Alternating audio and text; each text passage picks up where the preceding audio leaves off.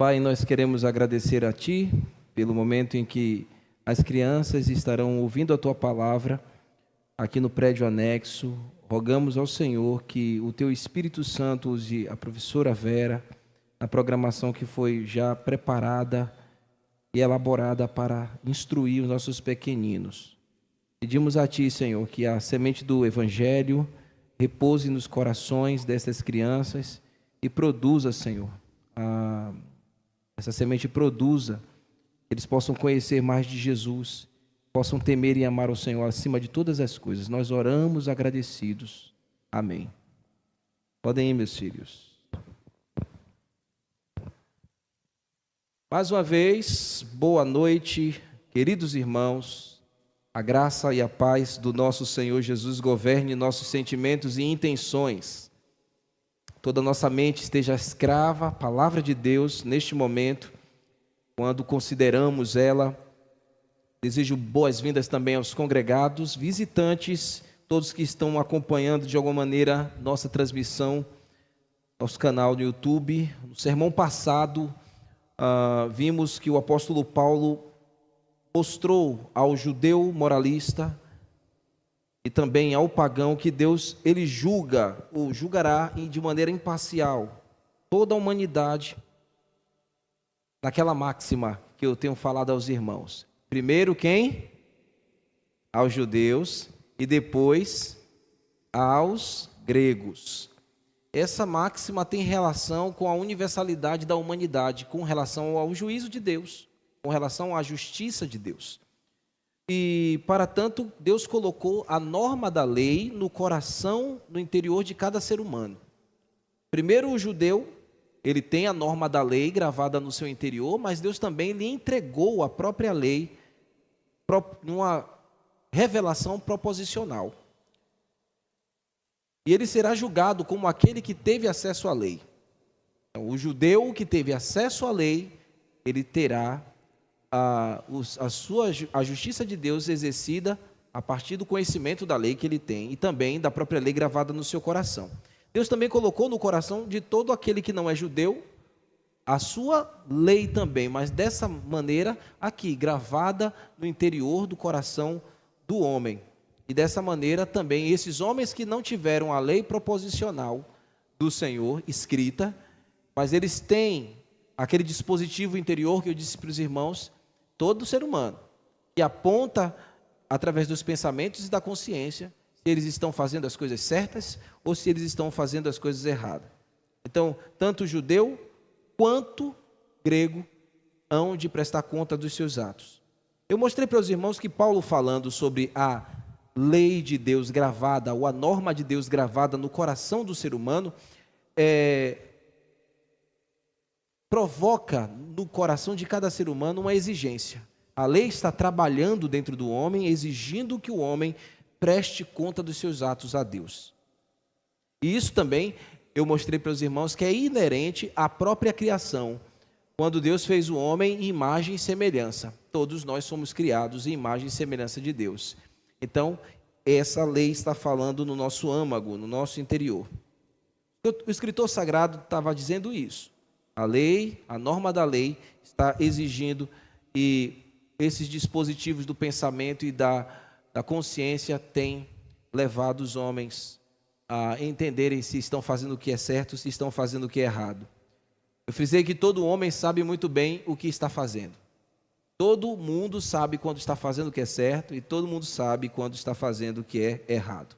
No final, todos estão ligados ou prestarão contas com a lei de Deus. No final, meus irmãos, essa é a realidade. E aqueles que foram justificados por Deus, que tinha antigamente a sua mente pesada por causa dos seus pecados, mas que encontraram na graça de Jesus o alívio da sua consciência, eles um dia serão justificados plenamente, completamente, e participarão e viverão da glória eterna com Jesus, porque foram apaziguados em sua consciência. Eu disse para vocês que a única forma de um homem ser apaziguado em seus pensamentos e consciências redendo sua vida para Jesus. Mas aquele que deliberadamente quer continuar vivendo pecando, recalcitrante no pecado, abandonando a bondade de Deus, que é aquilo que nós já vimos em sermões passados, é o que leva o homem ao arrependimento, é a bondade de Deus, não é a justiça própria de ninguém. Ele que vai o tempo inteiro resistindo isso, um dia ele vai amargar, como nós já vimos, a ira e a indignação de Deus. No sermão dessa noite, o apóstolo Paulo continua falando com esse judeu moralista. Eu tenho dito para os irmãos que ele está usando um recurso chamado diatribe, que é Paulo lançando mão de um recurso literário para formular um interlocutor imaginário para perguntar e dar respostas e assim ensinar a palavra de Deus. E ele está aqui falando diretamente com o judeu moralista. O tema do nosso sermão esta noite eu chamei de hipocrisia moralista desmascarada. Então, a hipocrisia moralista desmascarada. Nós vamos ver isso aqui hoje. Paulo confrontando este judeu moralista. Lembra, a gente viu que é como se ele tivesse puxado uma cadeira para sentar e aí vamos conversar. E essa cadeira está até hoje aí, ele está conversando de algumas semanas com esse judeu moralista, né? O intuito é que ele compreenda e o Senhor possa retirar essa capa hipócrita do coração deste homem, porque a hipocrisia está levando sempre o moralista, o judeu moralista, através das suas ações, fazer com que o mundo, que o ímpio, blasfeme contra Deus. Então a gente precisa tomar cuidado com a hipocrisia na nossa vida. Vamos à leitura da palavra de Deus, vamos nos pôr de pé, quem pode ficar de pé. Romanos capítulo 2, verso 17 ao verso 24.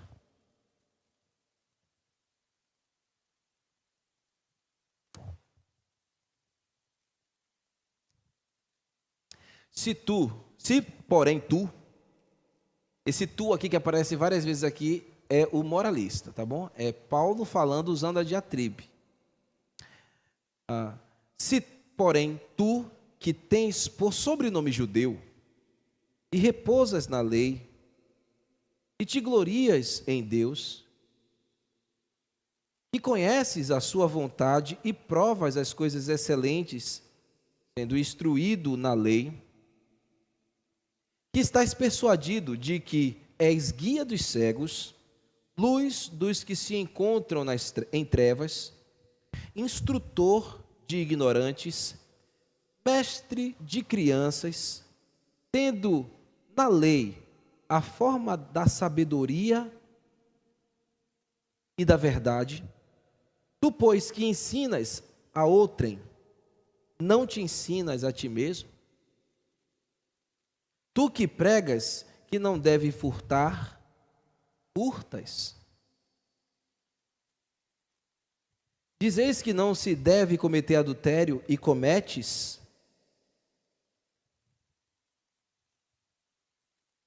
E cometes? Abominas os ídolos e lhes rouba os templos? Tu que te glorias na lei, desonras a Deus pela transgressão da lei? Pois, como está escrito, o nome de Deus é blasfemado entre os gentios por vossa causa. Terrível, né, irmãos? Confronto duro isso aqui. Vamos orar. Te pedimos, Senhor, misericórdia e graça na hora que iremos dar a Tua palavra essa noite, rogando ao Senhor que abra o nosso coração e opere as mudanças que nós precisamos. Pela ação do Espírito Santo aqui presente, na hora da pregação da Tua palavra.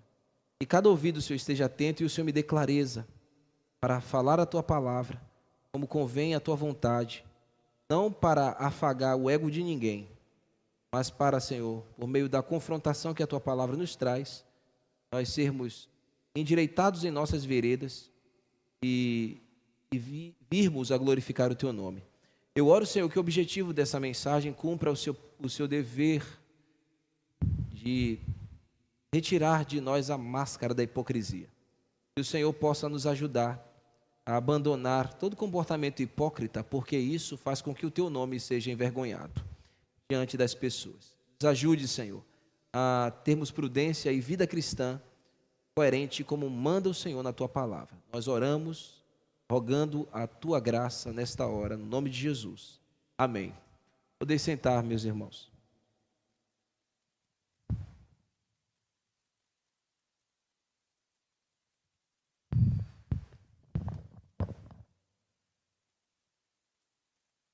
Uma distinção precisa ficar muito clara aqui nesse texto que acabamos de ler, meus irmãos. Tenho reiterado aos irmãos que Paulo está diante do judeu moralista. Mas a nossa mente precisa clarear cada vez mais que a gente chega diante desse discurso que Paulo está tendo com este religioso. E para tanto, eu preciso apresentar para vocês uma distinção aqui que é importante destacar para os irmãos que estão comigo semanalmente vendo essas mensagens expositivas. A gente vem falando, Paulo vem falando sobre o judeu moralista desde o início do capítulo 2, que é esse judeu praticante do judaísmo. Não é um simples judeu, não é um judeu que exercia uma fé genuína. Então a gente precisa ter isso muito claro. Esse judeu que Paulo está falando é um religioso que não tinha uma fé genuína. Por exemplo, esse judeu moralista, ele não tinha a fé que os patriarcas do Antigo Testamento tinham. Ele não tinha a mesma fé que os santos profetas veterotestamentários tinham. E que todo israelita piedoso do Velho Testamento, ou nessa fronteira aí, entre o período interbíblico e o Novo Testamento, possuía. A fé que esse judeu moralista praticava era uma fé completamente contaminada. Porque enquanto todo israelita piedoso do Antigo Testamento cria claramente que desde a eleição étnica, o povo escolhido por Deus, desde todos os preceitos que eram observados pela lei mosaica, todos os sacrifícios oferecidos no templo, oferecidos quando ainda era tenda no deserto, oferecido na congregação, do templo edificado em Jerusalém, todo israelita, hebreu ou judeu, piedoso do passado, compreendiam que todos aqueles ritos, todos aqueles adereços, tudo que tinha na lei, apontava sempre para algo maior. Apontava para uma promessa vindoura. Essa era a fé do judeu piedoso do passado, que é diferente deste judeu moralista.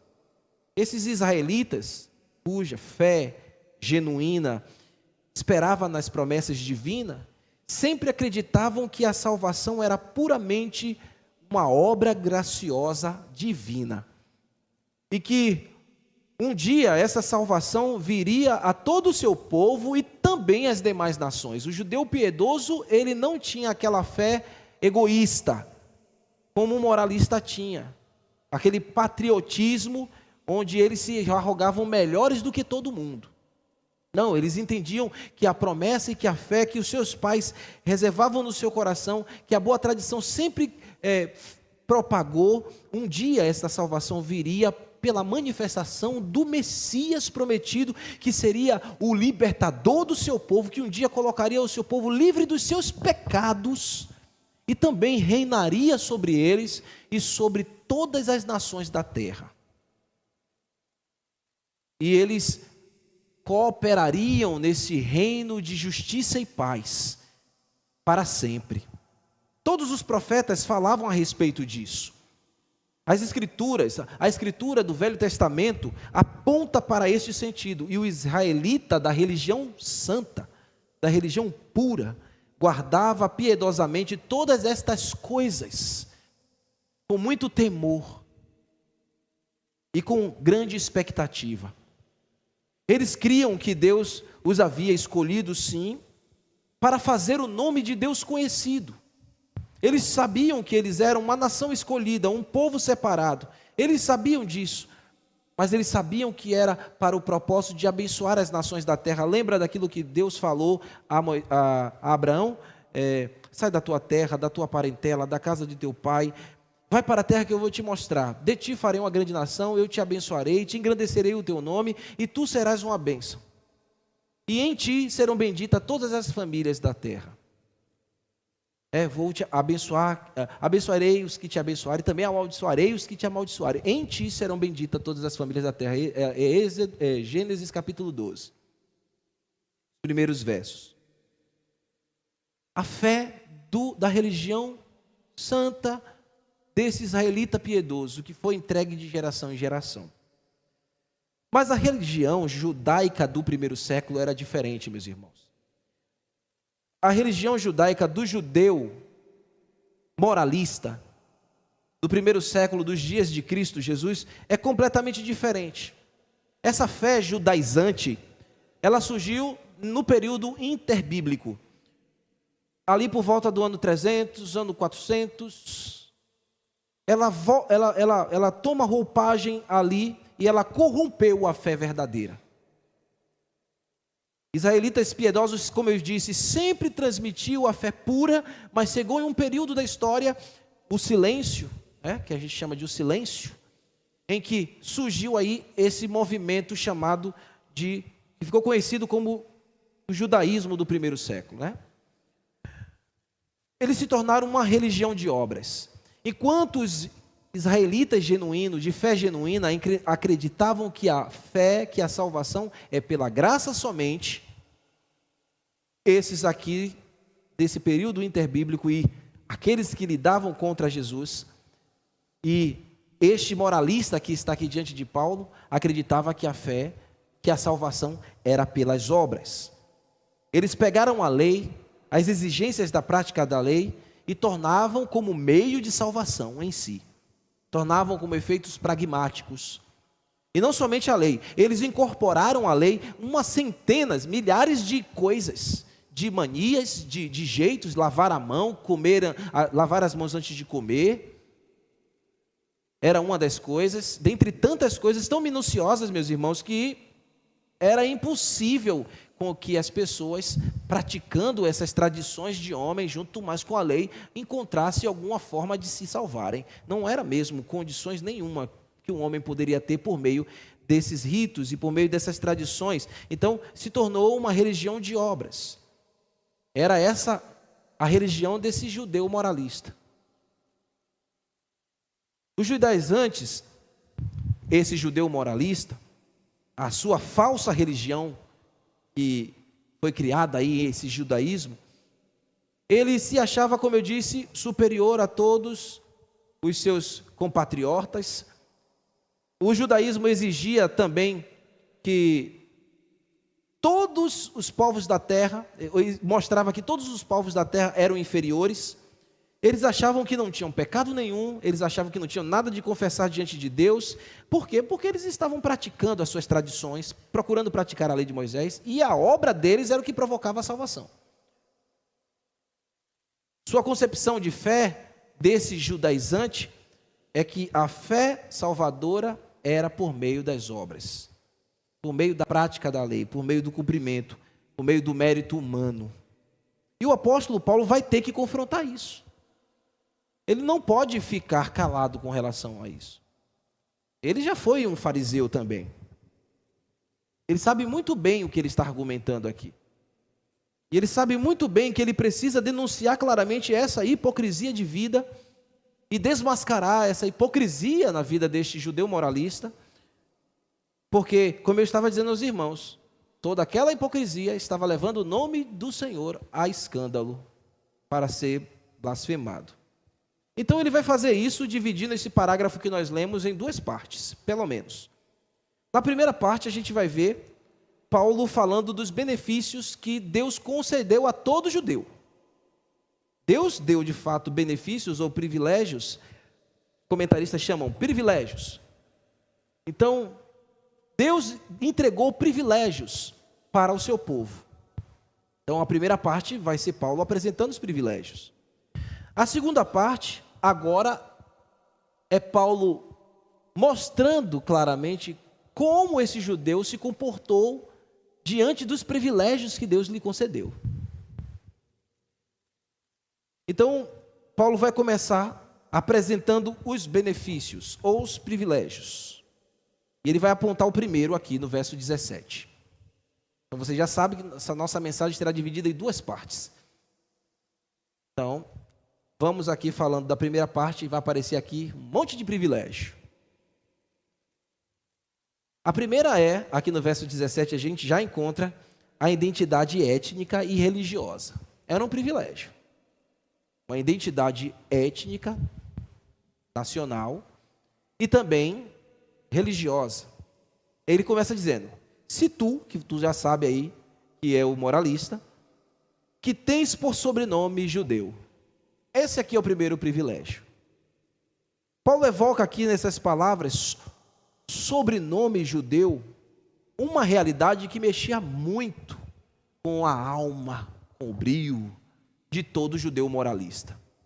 Porque essa expressão, sobrenome judeu, comunicava a sua identidade nacionalista e comunicava também a sua identidade com o seu próprio Deus, ou seja, a sua identificação, as suas tradições religiosas. Então essa expressão aqui, sobrenome judeu, comunicava isso. O nome judeu, você já sabe que vem da onde? De uma das tribos, das 12 tribos de Israel. Qual é o nome da tribo? Tribo de Judá. E vocês sabem que foram uma das tribos que não se corromperam, assim, completamente, né? E depois da volta do exílio, eles procuraram manter-se, assim, fora dos ídolos, daquelas coisas mais escrachadas que as outras tribos faziam, né? Lá em Judá, na região de Judá, você tem o quê? A cidade de Jerusalém. Você tem o templo sagrado, você tem Sião, onde Davi reinou. Então todas essas coisas ligavam o coração de um judeu moralista a ele se arrogar, ele se admirava disso. É ali que tinha um templo onde se dedicava a Deus, e o templo representava que Deus estava habitando com o seu povo. Então, eles tinham uma identidade com Deus. Eles tinham uma identificação com Deus, eles tinham uma identificação com o templo, eles tinham uma identificação com o seu povo, a identificação com o grande rei Davi. Todo moralista se arrogava dessa identidade.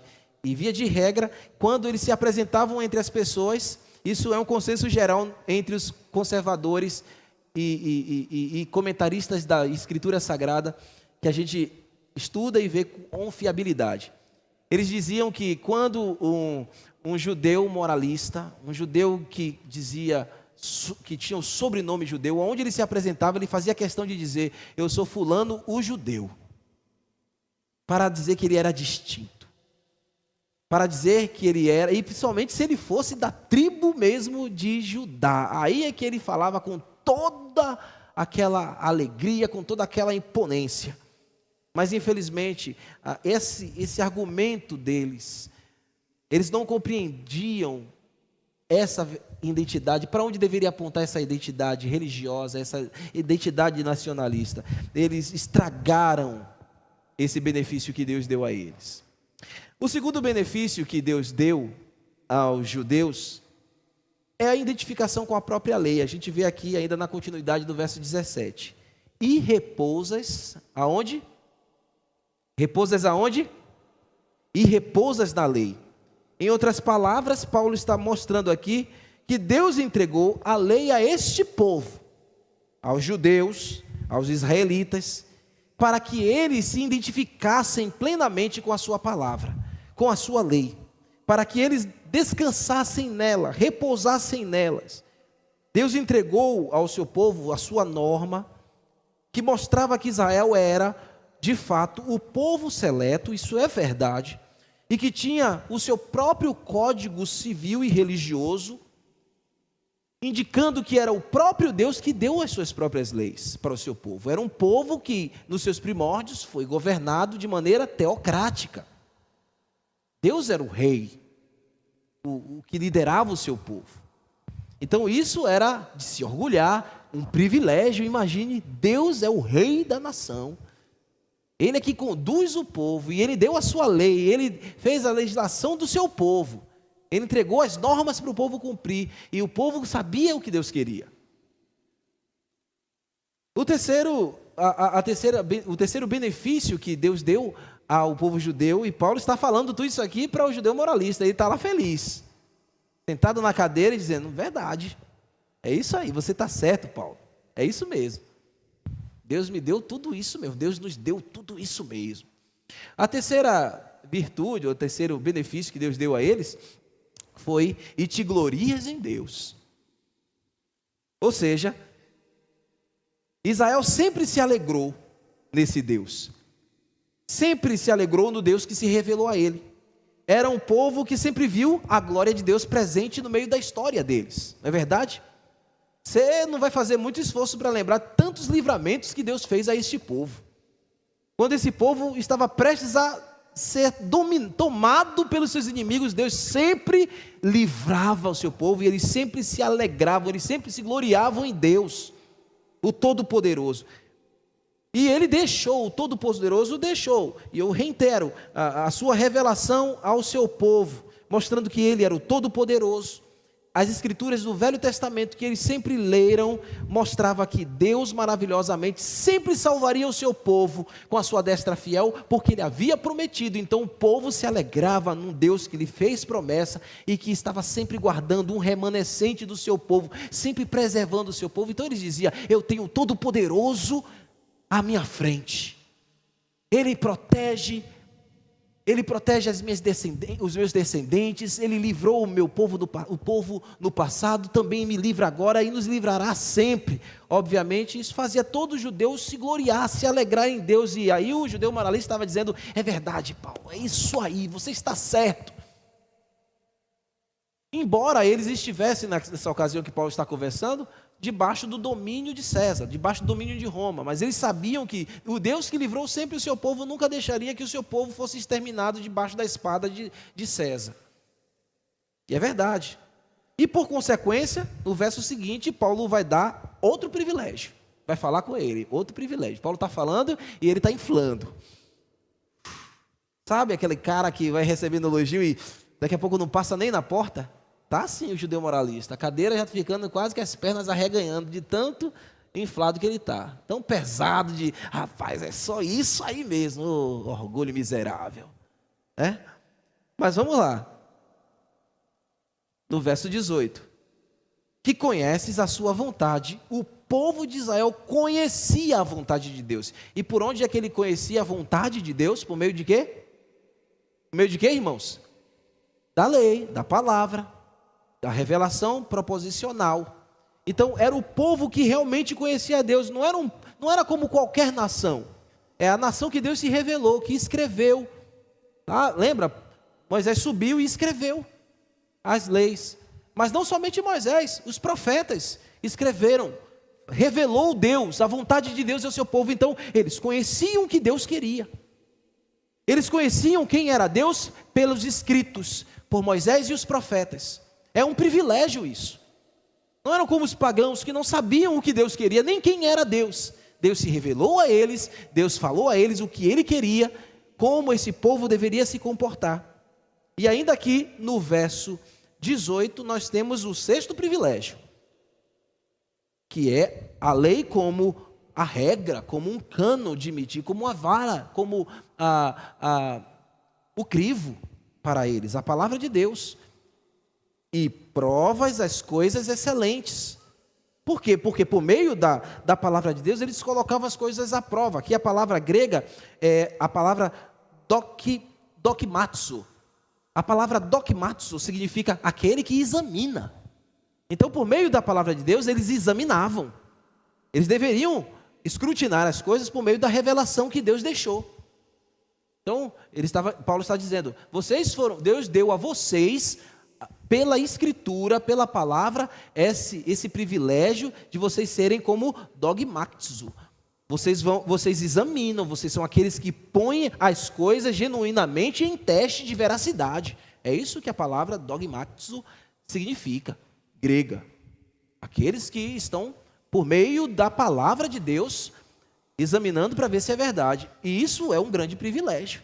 A palavra era a regra, era o meio de medir se estava certo ou se estava errado. Que privilégio, meus irmãos.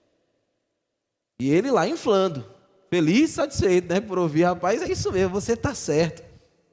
Uma vez que Deus revelou a sua vontade, eles sabiam as condições e eles examinavam pelo crivo da lei. Assim eles poderiam desprezar aquilo que desagradasse a Deus, fosse o que houvesse, e se apegarem às coisas nobres, se apegarem ao crivo da palavra de Deus. Isso é um privilégio, não é alguém cego tateando, estava claro, proposicionado. Então isso era realmente um privilégio. Mas ainda temos outro privilégio. Esse judeu moralista parece que está com a corda toda. E Paulo está fazendo isso de propósito, para pegar ele no retorno. Vai ali elogiando, vai. E ele está fazendo isso aqui, claro, de uma maneira, usando o recurso da diatribe. Esse outro privilégio que é apresentado aqui, no verso 18 ainda, sendo instrutor da lei. Diz respeito que Deus concedeu o privilégio, não apenas de ter dado a sua lei, mas de capacitá-los a ensinar a lei. Ou seja, para que todos os seus filhos, para que todos os seus descendentes fossem educados nos rudimentos da palavra de Deus. Vocês lembram, vocês já devem ter ouvido falar, que uma criança, um filho de um judeu, quando chegava aos 12 anos, ele já tinha gravado aí, muitos já tinham gravado o Pentateuco inteiro, aos 12 anos. Por quê? Porque eles receberam de Deus esse privilégio de ensinar, inculcar a palavra de Deus na memória, na cabeça dos seus filhos. Ele dizia, é isso mesmo, nós somos chamados para educar, nós fomos chamados para inculcar os rudimentos da palavra de Deus. Todos os judeus, desde a infância, tinha o privilégio de aprender as Escrituras. Aprender pelas Escrituras o quê? Olha que privilégio. A ética moral deles e a conduta moral deles é pela palavra de Deus, é pelo que Deus deixou. O que mais? A sua ética religiosa, toda a sua ética familiar, toda a sua ética matrimonial, tudo era extraído da própria lei, e era um privilégio. O próximo privilégio, que Paulo também fala aqui, está no verso 19, e diz respeito ao convencimento que Deus deu a eles. Um convencimento interior de que Deus concedeu ao seu povo escolhido a graça de iluminar o mundo com a lei de Deus. Então era um privilégio, eles estavam convencidos disso. O judeu moralista tinha essa convicção dentro dele. E está aí no verso 19: que estás persuadido, você está convencido, de que és guia dos cegos e luz dos que se encontram em trevas. Então, guia de cegos e luz para os que se encontram em trevas estão aí em paralelo ao que Paulo está dizendo. Mostrando o que, meus irmãos? Que esta foi a designação que Deus encarregou o seu povo: manifestar a luz da revelação de Deus a todos os homens da terra por meio da exposição da lei. Então, não somente eles eram iluminados, não somente eles seriam educados, mas todos os povos da terra. Deus deu essa missão aos judeus. E o judeu moralista dizia: isso eu estou convencido, eu estou pleno, certo de que ele me fez assim, de que essa é a minha vocação. E a gente não pode perder de vista também um detalhe, que sempre que trevas aparece na Bíblia, ela aponta também para a realidade do pecado. Mas aqui também mostra, nos dá uma aplicação para esse sentido. Mas o ponto central aqui é a ignorância. Cegos e os que estão em trevas são os ignorantes que não conhecem nada de Deus. Mas também significa isso. Significa levar instrução ou conhecimento aos ignorantes, aqueles que não tiveram nenhum contato com Deus, do conhecimento das coisas que Deus exige de uma vida piedosa. Então, o judeu ele estava convencido de que levaria a luz, que libertaria esses povos do pecado e da sua ignorância, de não conhecerem a Deus. E é um privilégio. Isso é tão maravilhoso que é algo que Deus concedeu e que a gente vai ver isso voltar novamente para a história, porque o judeu hoje não faz isso. porque está preso desse moralismo religioso. Mas um dia, quando eles reconhecerem que Jesus é o Salvador, quantas são as testemunhas que irão no mundo inteiro falar a verdade de Cristo? Quantas? Lá em Apocalipse diz? Quantas? 2 só? São quantas? 144 mil. Todos judeus, 12 mil de cada tribo. Eles vão espalhar a luz do Evangelho para todas as nações da terra. Então um dia isso vai acontecer, irmãos. Mas agora o moralismo cegou essa funcionalidade desse privilégio que eles têm. E Deus vai levantar no futuro, na escatologia, 12 mil de cada nação. Não somente da tribo de Judá, mas da tribo de todas as tribos, porque Deus prometeu a todos, não o que esse arrogante moralista dizia, é meu, é só meu, é só meu, é só da tribo de Judá. Ok? Isso vai ficar mais nítido aqui, essa questão de falar aos ignorantes, àqueles que não conhecem a Deus. Esse privilégio aqui, irmãos, ele se estende um pouco mais. Esse convencimento de ser portador da palavra que vai tirar os homens da cegueira e das trevas, do pecado e da ignorância. Ela fica ainda mais expandida aqui no verso seguinte, o verso 25. Aí fica mais claro para a gente, ó, as primeiras palavras. Instrutor de quê? De quê, gente? De ignorantes. E a palavra aqui grega, aqui é paideuten afron. Essas duas palavras aqui, instrutor de ignorantes, está indicando o quê? Que eles estão convencidos de serem mestres. Essa palavra aqui, paideuten, é de onde vem a expressão pedagogia. É de onde vem a expressão que nós conhecemos, pedagogia.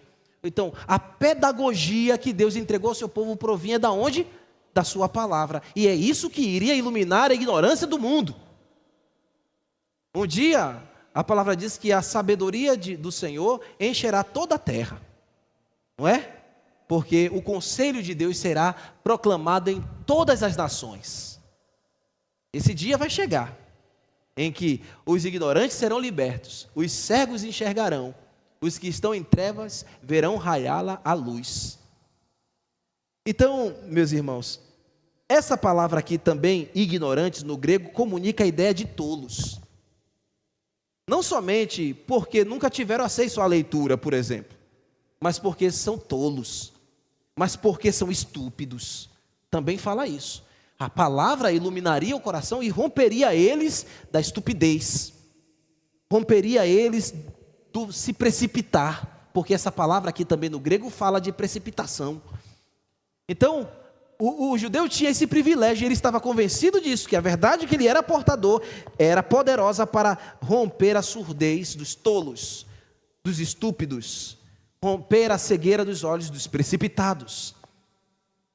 E de que mais eles estavam convencidos? O verso 20 continua nos dando mais clareza aqui. Mestres de quê? De quê, irmãos? Estão dormindo? Por favor, então responda comigo, tá bom? Mestres de quê? De crianças. Aqui a palavra é didaskalon nepion. São duas palavras gregas aqui. Didaskalon é para falar de mestre, de professores. Então não é mais a questão do... Paulo está ampliando um pouco mais.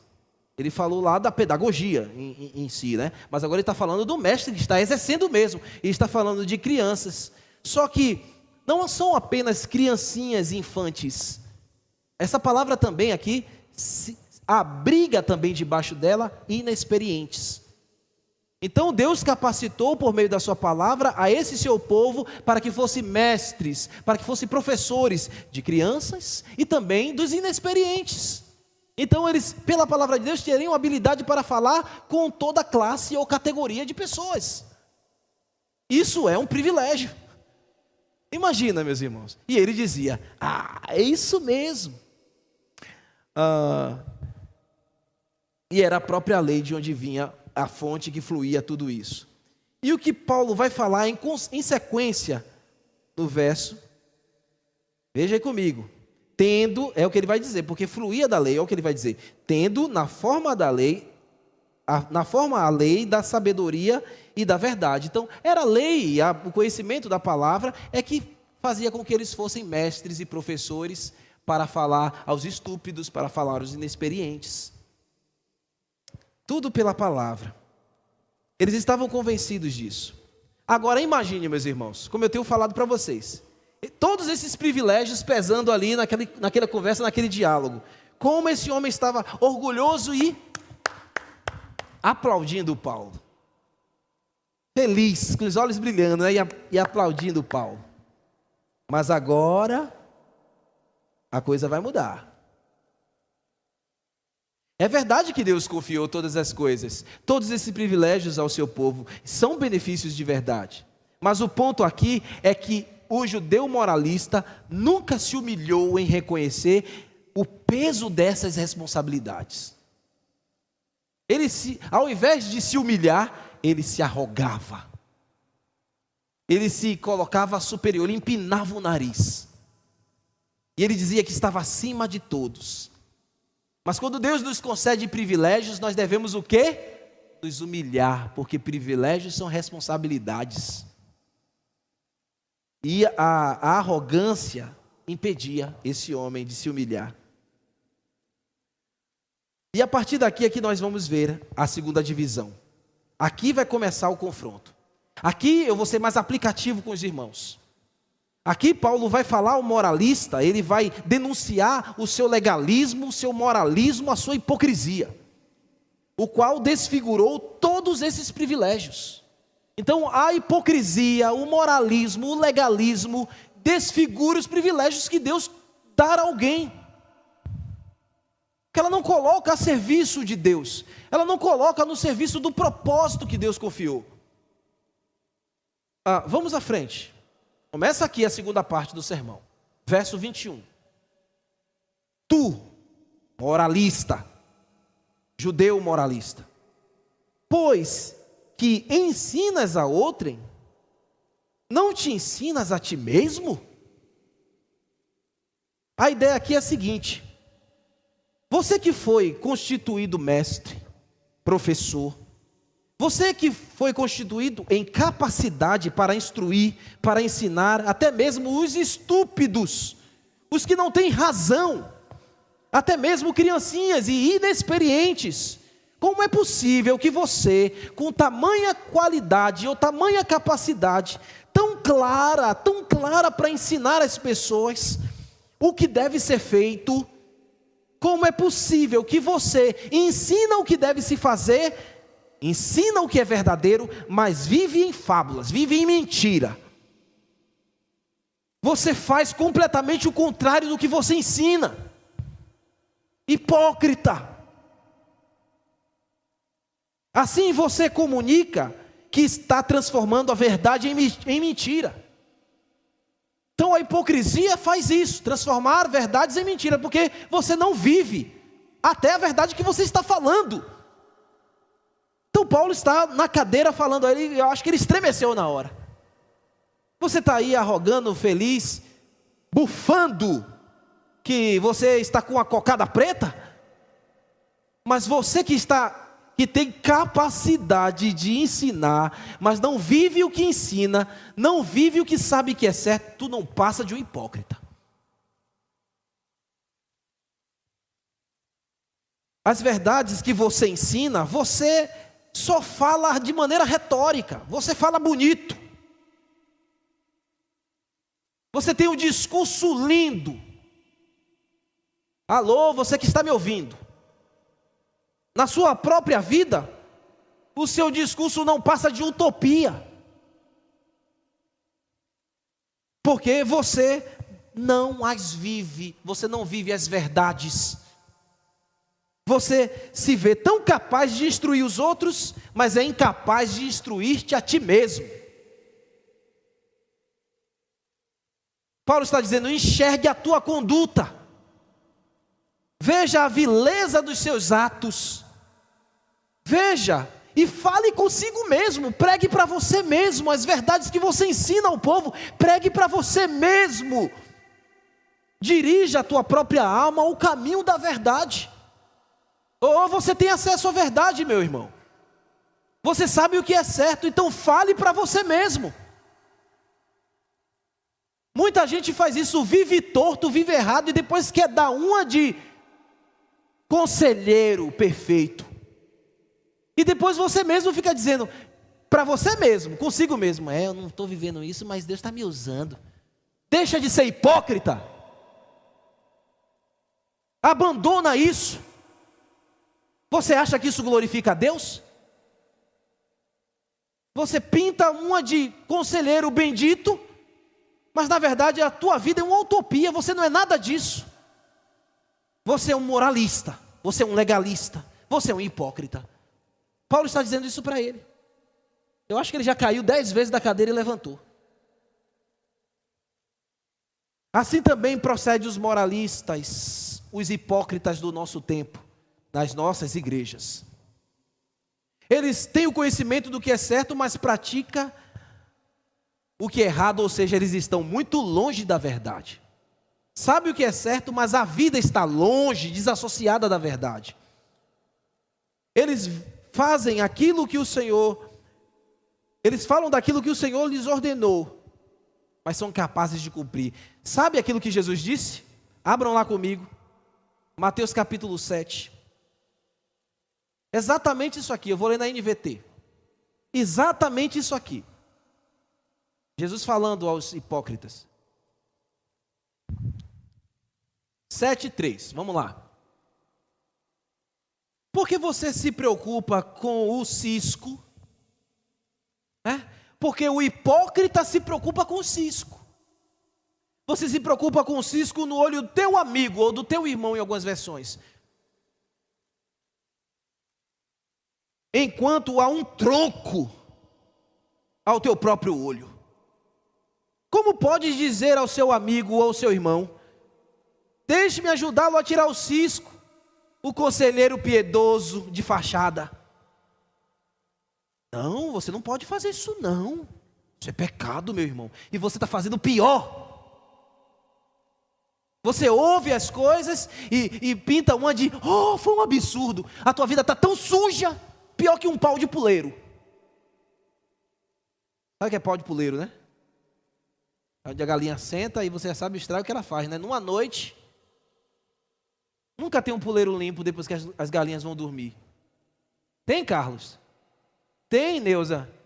Não, né? As galinhas vão dormir, a gente limpa o puleiro de manhã, elas vão dormir de noite, de manhã estão uma porcaria. Então tem gente pior que o puleiro da galinha. Pode ser que tenha gente aqui que seja assim, por dentro. E você quer pintar de ordeiro, de extraordinário. Olha o que Jesus fala. Lê de novo verso 4. Por que você diz ao seu amigo: deixe-me tirar o cisco do teu olho, e não se vê, não se dá conta que há um tronco no teu próprio olho? Hipócrita! Quem está falando aqui é Jesus, no dativo, ó. Hipócrita! Para falar lá na alma, para doer, na ferida, ó. Jesus põe o dedo na ferida e espreme o pus assim, ó. Então que essa palavra esteja mexendo na ferida, espremendo o pus. Até o carnegão sair. Não dói um carnegão? Sair. Tem que sair esse carnegão. Porque se não sair o carnegão, o furúnculo não sara. Hipócrita, primeiro, livre-se do seu tronco, do tronco do seu olho. Então você verá o suficiente para tirar o cisco do olho do teu irmão. Porque você é cego. Hipócrita. É isso que Jesus está dizendo. Vamos lá para Romanos. E na consequência, na sequência aqui no verso 21, Paulo vai citar algumas evidências práticas. Ele não pode ser exaustivo, não dá. Mas você já viu que a pancada foi forte aí. A pancada já começou forte. Então Paulo, misericordioso, não precisa mexer demais. Mas ele vai falar algumas coisas aqui, meu irmão, que todo moralista vai tremer. Que todo moralista treme. Que todo hipócrita teme. E ele vai começar a elencar aqui algumas coisas a partir da parte B do verso 21. mostrando que todo hipócrita quebra a lei de Deus. Ele está dizendo, você hipócrita, vou botar até para cá, para depois não dizer que eu estou dando um recado. Você hipócrita, quebra a lei de Deus. Você que diz que cumpre toda a lei, que pela lei você é salvo, você quebra. Vamos lá? Parte B do verso 21. Segura a cadeira aí, viu? Tu que pregas que não deve furtar, furtas. Paulo está denunciando que o moralista, estava dizendo aqui ao moralista, você tem ensinado honestidade, mas você é desonesto. Você tem ensinado a boa reputação, tem que ser fiel, mas você é infiel, você é ladrão. Você tem falado, mas na verdade você é um hipócrita, não passa de um ladrão, aquele que vive subtraindo. Você retém o que não lhe pertence. Você aponta, condena violentamente a prática do roubo explícito, porque o roubo é aquilo que é tomado com violência. Você está ali, passeando na rua com o seu celular, e vem o trombadinha, sei lá o que é, e faz uma violência com você, e ele toma o celular. Isso é roubo. Então você denuncia os que praticam o roubo explícito, mas você está furtando, que é o quê? Dentro do nosso código penal, o furto já é diferente. É aquela coisa elaborada, ninguém vai perceber, ninguém sabe. Você está ali com o seu celular no bolso, dentro do ônibus, o cara vem lá e ó, sem ninguém ver. Isso é furto. Então, você que condena as coisas explícitas, está fazendo as coisas ali por debaixo dos panos. Furtar aqui é isso. E Paulo está dizendo, Deus está te vendo, mesmo que você esteja furtando ou fazendo bem premeditado. Vou fazer assim, eu vou planejar assim, eu vou articular isso, eu vou colocar isso, vou tirar vantagem aqui, ninguém está vendo, estou mexendo as peças do tabuleiro. Deus está vendo. Deus sabe. Pode enganar quem? Todo mundo. Mas Deus sabe que você é ladrão. Ó moralista. Paulo está dizendo isso. Então Paulo está dizendo aqui, você é tão ladrão quanto os que roubam explicitamente.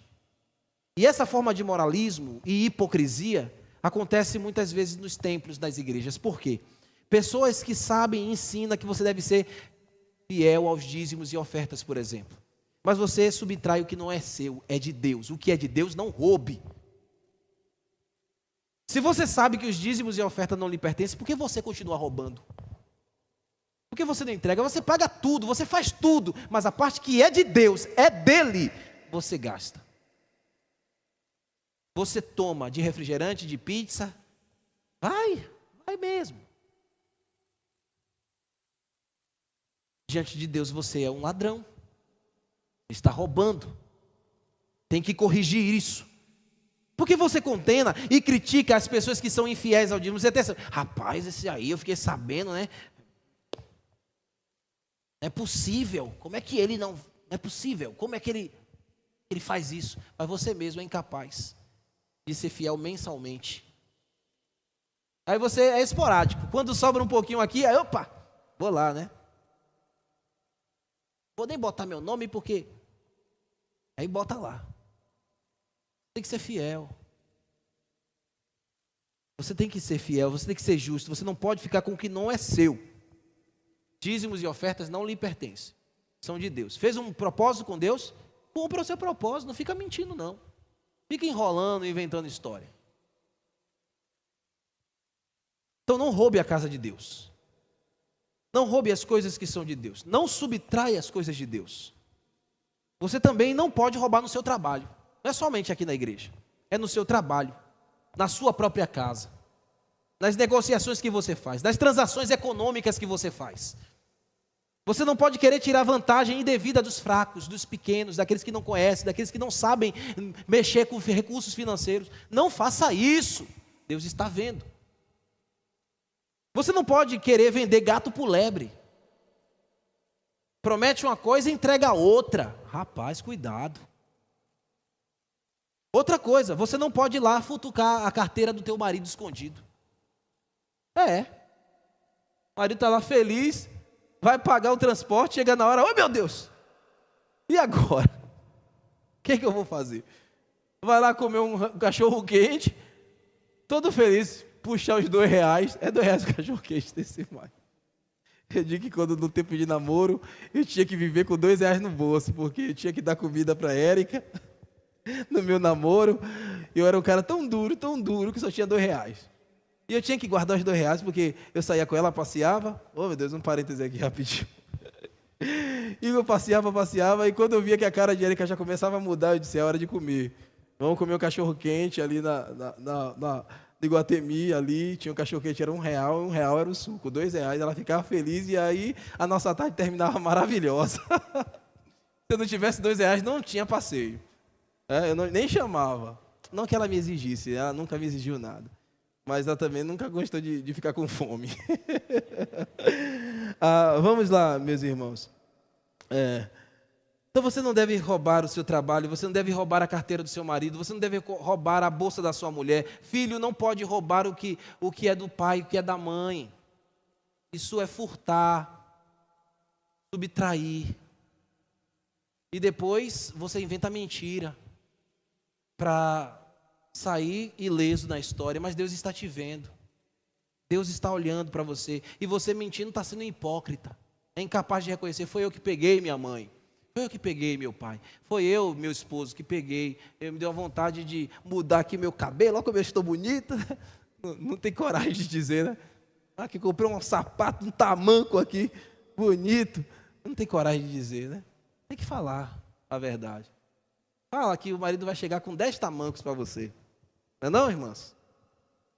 Não é não? Vamos lá, vamos que vamos. Então, ele estava aqui quebrando um mandamento. Qual era o mandamento que ele estava quebrando? O 8º mandamento. Não furtarás. Então, o moralista que eu guardo a lei, eu guardo os mandamentos, quebrava, furtava, ladrão. Vamos à frente aqui. A outra reação hipócrita que Paulo está denunciando diretamente a esse judeu moralista é a quebra do 7º mandamento. Que observamos aqui no verso 22. Olha para cá. Dizes que não se deve cometer adultério e o cometes. O mandamento está dizendo o quê? O 7º mandamento? Não adulterarás. Mas você está adulterando. Você ensina que Deus proibiu que um homem casado se deite com uma mulher fora do casamento. Você sabe e você ensina que uma mulher casada não pode conhecer o corpo ou se deitar numa cama de um outro homem que não seja o seu marido. Ou se deitar com outro homem que não seja o seu próprio marido. Mas você condena essas pessoas e está praticando o adultério, seu hipócrita. É isso que Paulo está dizendo. Porque acontecia muito no passado que muitos religiosos tinham muitas mulheres, praticavam muito adultério e ficavam por isso mesmo. Ninguém chamava eles à responsabilidade por causa da autoridade deles, da imponência deles. Mas aqui não existe isso não, irmãos. Se o pecado aconteceu, ele tem que ser denunciado. Ele vai ter que ser apontado. E o que fez vai ter que se arrepender. É assim que a palavra de Deus nos instrui. Você está o tempo inteiro envolvido com essas coisas? Será que o pecado do adultério, você tem quebrado essa lei de Deus? Você que me ouve aqui essa noite, sabe, porque na lei, Paulo está dizendo assim, é como se Paulo estivesse apontando para o moralista, dizendo assim, olha, na lei que você está quebrando, a lei condena o adúltero de morte por apedrejamento. Você sabia disso? Ele sabe muito bem disso. Mas o que parece é que os adúlteros modernos dentro da igreja, porque estão vivendo no tempo da graça, dizem que podem viver de qualquer maneira. Mas aguardem que Deus um dia vai expor sua vergonha, se você é um adúltero incubado. Você não pode cobrir um outro corpo que não é seu. Você não pode ficar envolvido aí, frequentando sites pornográficos, sites de acompanhantes. A norma para o casamento é muito alta, é séria. Se um homem até olhar e desejar uma mulher, ele já cometeu adultério no seu coração. É que a palavra de Deus diz. Então você não pode se envolver com essas coisas. Você que vive o tempo inteiro ensinando e condenando as pessoas e apontando. O Senhor Jesus Cristo disse isso. Se você a menos olhar, você já cometeu. E desejar no teu coração, você já pecou, você já adulterou. Então, há crentes que se encontram em motéis com pessoas aí no mundo. Homem casado, mulher casada e está tendo vida dúbia. Então, cuidado com quem você se relaciona no seu trabalho. Cuidado com quem você se relaciona na própria igreja. Porque é aterrorizante, mas existe problemas nesse sentido na própria igreja. Irmãos praticando incesto sexual. O incesto espiritual, melhor dizendo. São irmãos em Cristo. E Deus não deu autorização para isso. Então você que está envolvido com essas coisas, se arrependa. E essa palavra confronte você de frente a frente com a verdade. E você abandone isso. E você caminhe para a verdade e tire a máscara da hipocrisia. Porque senão o teu próprio pecado lhe condenará. E aqui no verso, no verso 22, Paulo continua aqui a falar, acho que é o verso 22, isso mesmo. Abominas os ídolos e roubas os templos. Ele está quebrando mais um mandamento. Qual é o mandamento? Não farás para ti imagens e esculturas. Não terás outros deuses além de mim. Então ele que tinha que cumprir isso, roubava até templos pagãos, imagine. Aqui há uma discussão entre os comentaristas. Primeiro, era uma ideia mais ou menos assim, os primeiros que pensam dessa maneira, que a fala de Paulo está se remetendo à realidade de que muitos estavam subtraindo e roubando ofertas, donativos que vinham dos templos, impostos que eram pagos ao templo, e eles acabavam tirando. Os que tinham acesso tiravam a parte. Outros comentaristas já ampliam um pouco mais esse entendimento. Além disso, eles ampliam dizendo que no passado, quando o povo hebreu vencia uma guerra de inimigos, o que esses religiosos faziam? Eles naturalmente, ao invés de destruir as estatuetas, destruir os ídolos, os postes ídolos, né, as estatuetezinhas, né, as estatuetazinhas dos ídolos, eles recolhiam tudo aquilo e vendiam para ganhar dinheiro, fazer dinheiro. Nós não servimos não, mas isso aí dentro da cultura deles dá dinheiro, então a gente troca aqui o dinheiro daqui, para lá, para cá. Eles eram considerados como, no comércio, quando eles comercializavam com o próprio judeu, eles até tinham um certo tipo de pudor. Mas quando eles faziam comércio com outros povos, aí eles procuravam tirar vantagens. E eles pegavam aí, para alguns comentaristas, algumas estatuetas de ídolos e vendiam para ganhar dinheiro. Ou seja, eles estavam comerciando ídolos também. Aqui está falando de uma avareza idólatra no coração. Paulo está dizendo, você é hipócrita porque você tem um ídolo. E o ídolo é a avareza do seu coração. Então talvez você pode até dizer, eu não roubo não. Você que está me ouvindo, eu não roubo não, longe de mim, pastor.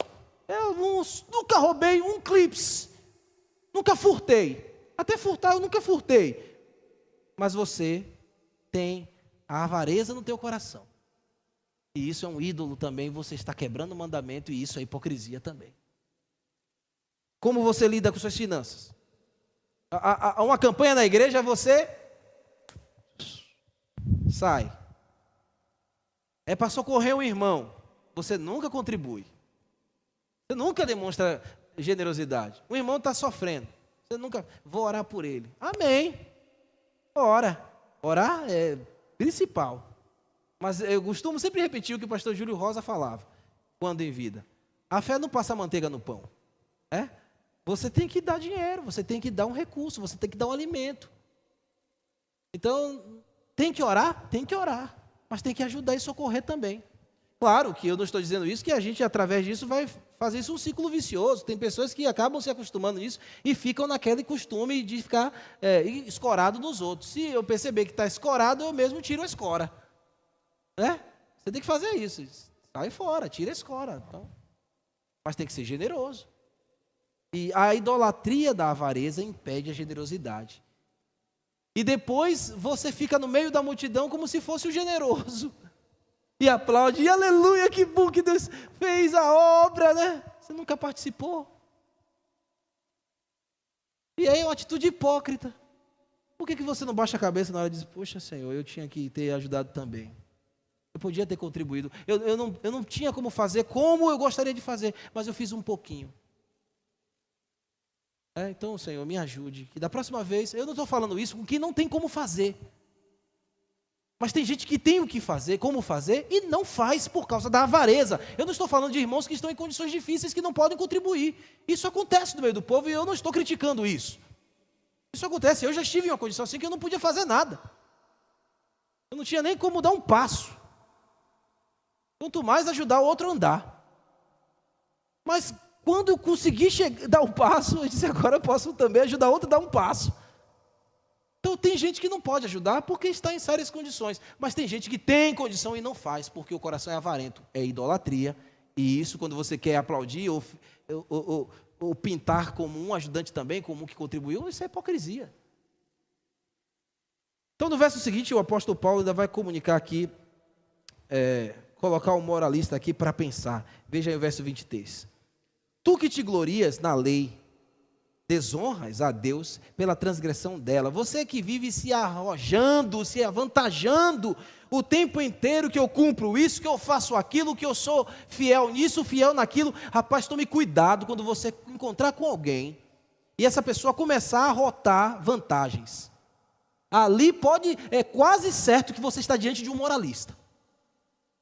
Não porque eu sou assim, não porque eu sou aquilo outro, não porque... É quase que certo que você está diante de um moralista. Eu falo isso por experiência própria, por já viver essas coisas e por já ver essas coisas. Quem começar a dizer para você que é fiel, que paga no dia, tome cuidado. Porque são os primeiros a dar o calote. Então, quando alguém começar a falar de... Agora, aquele que se humilha e que diz que ele é fraco, que precisa de ajuda e de oração, fica pertinho desse. Porque esse aí está mais propenso para estar bem distante da hipocrisia. Não estou dizendo que ele possa de uma forma e outra fazê-lo, né? Mas a probabilidade é muito menor. Então, pense nisso. Quando uma pessoa começar a contar vantagem de si mesma, demais, aí você vai ver. Aí tem coisa estranha. Então, é como esse moralista aqui. Você está dizendo que cumpre, mas você quebra a lei.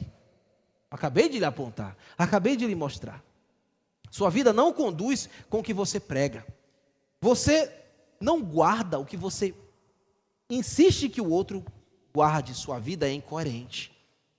E, em consequência desta vida hipócrita, o que vai acontecer? O último verso. O escândalo. E para o cristão, o escândalo do evangelho.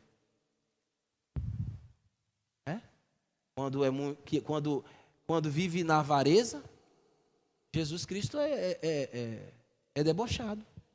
Quando vive no adultério, o nome de Cristo é jogado na lata do lixo. Quando vive roubando, furtando. Então o que Paulo está dizendo aqui, pois como está escrito, o nome de Deus é blasfemado entre os gentios por vossa causa. Onde é que está escrito isso? Isaías 52:2, é lá que está escrito isso.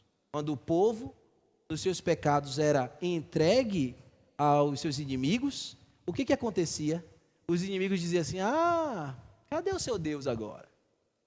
Vocês não diziam que o seu Deus te protegia, que é o Todo-Poderoso? E por que ele te entregou nas minhas mãos? Por que tomamos as suas mulheres, as estupramos, as suas filhas? Ele não fez nada. O nome de Deus está sendo o quê? Blasfemado.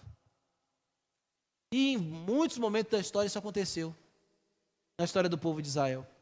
E Paulo está lembrando isso ao moralista. E na igreja muitas vezes acontece, o nome de Jesus é desmoralizado por causa do pecado, por causa da hipocrisia.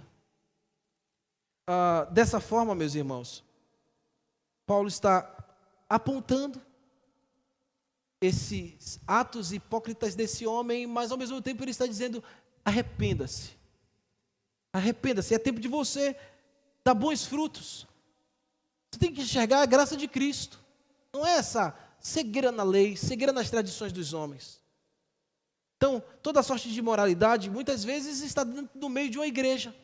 Toda sorte de imoralidade, perversão, avareza, furto, roubo, qualquer tipo de pecado, muitas vezes está efervescendo no meio da igreja. Se procurarmos ter uma vida santa e pura, meus irmãos, Deus será louvado, Jesus será engrandecido. Mas se o nosso comportamento foi igual ao comportamento dos pagãos, que é o que o moralista está fazendo, ele está tendo um comportamento como se fosse um pagão, então o nome de Jesus é blasfemado, é ridicularizado. Vem o escândalo ao Evangelho por causa dessas práticas. A nossa conduta, irmãos, precisa ser ilibada, porque o mundo fica à espreita, procurando uma oportunidade para blasfemarem do Evangelho. Eles estão olhando o momento que vocês vão cair e deslizar, e eu vou cair ou deslizar. Eles querem isso, que Deus nos guarde e nos livre. Eles estão à espreita esperando um momento para blasfemarem, e muitos cristãos estão dando lugar para isso. Muitos cristãos estão colocando o nome de Cristo para ser ridicularizado. Dizer uma coisa, ensinar outra, viver uma coisa, é reflexo de legalismo, de moralismo, é reflexo de uma falsa religião, de hipocrisia. E aí eu lhe pergunto, será que você realmente é um cristão genuíno, verdadeiro, arrependido? Se você não tiver condutas diferentes dessas que Paulo está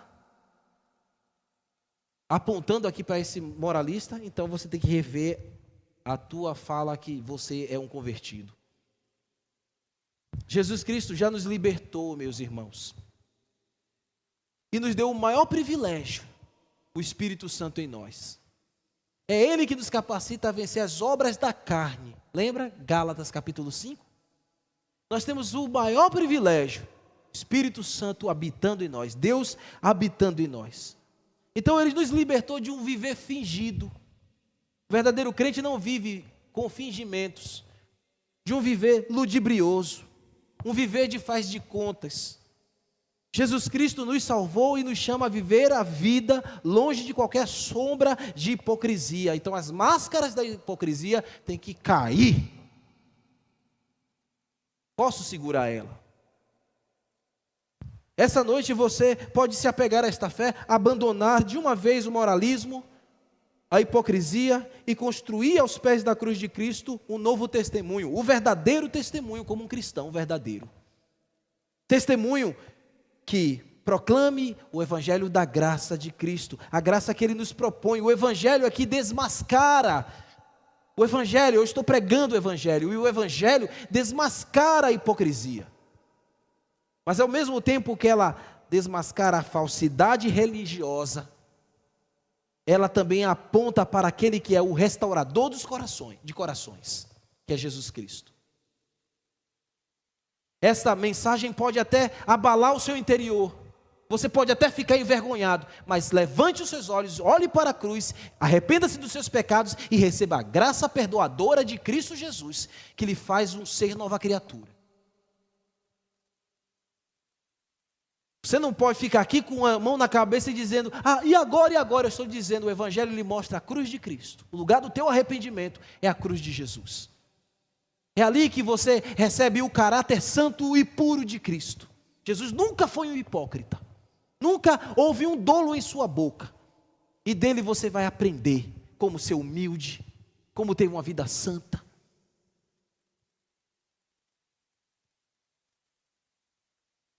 Eu quero concluir essa mensagem esta noite, lendo o que o próprio Senhor Jesus Cristo nos advertiu quanto ao escândalo, quanto ao testemunho de vida. Abram comigo Mateus 18 e vamos ler o verso 6 ao verso 9 e depois iremos orar.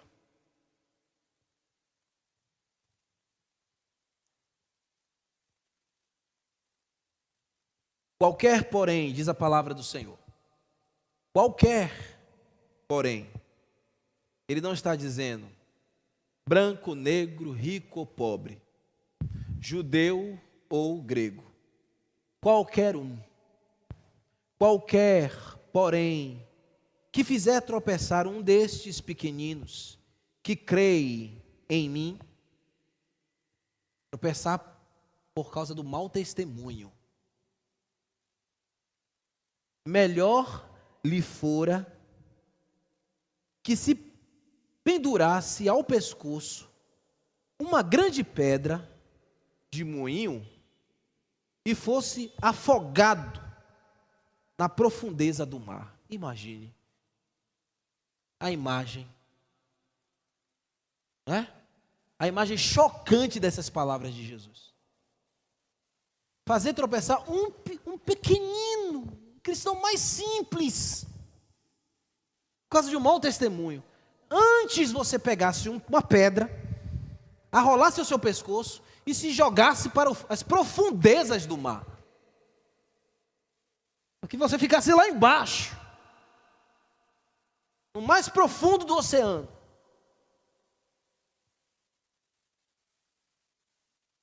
Aí ele vai falar no verso 7. Ai, eu sempre digo para vocês que essa expressão ai, ela remete ao quê? Juízo. Ai, não é dor. Bateu o cotovelo, ai, juízo. Ai do mundo, por causa dos escândalos. Então há um juízo reservado para aqueles que cometem escândalo e que são do mundo. Porque é inevitável que venha escândalos. Sempre vai acontecer escândalo.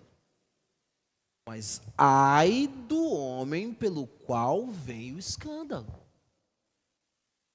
Ai da pessoa que praticou e que fez se escandalizar. Ai do crente por onde vem o escândalo.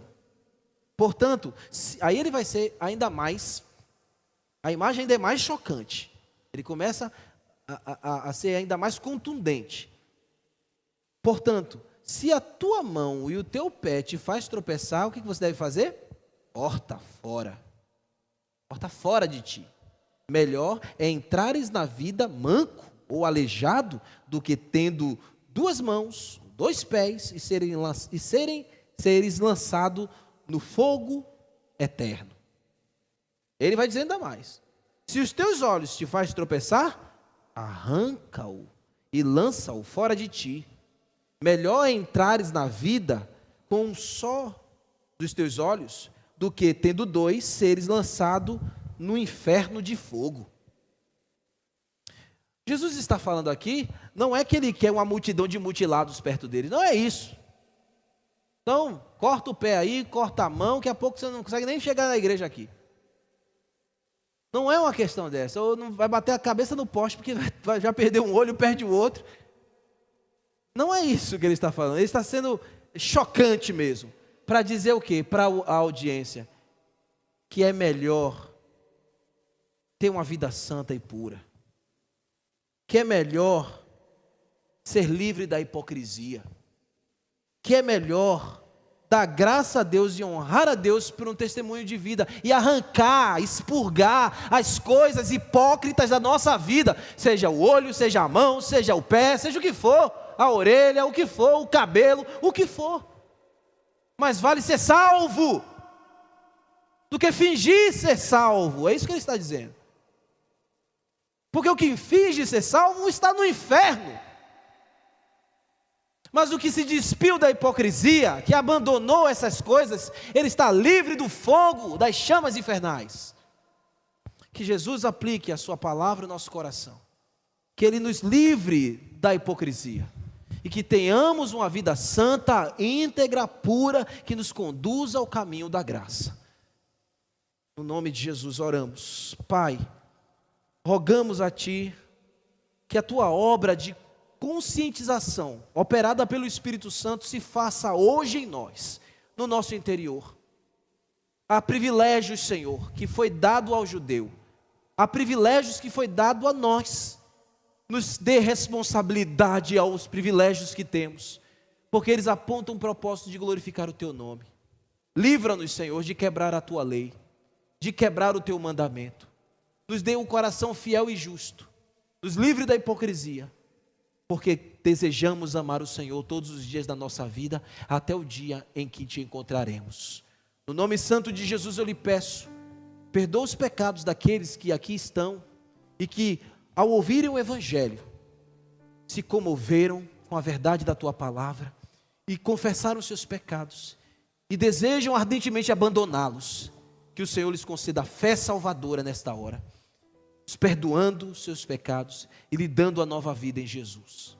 E aquele que estava ainda vacilante, ainda nas práticas perniciosas, que agora seja a hora de se libertar de vez, abandonando, Senhor, todo o traço das trevas, toda a cegueira, e ouvindo a prudente instrução do teu Evangelho. Para a glória de Jesus nós oramos. Amém.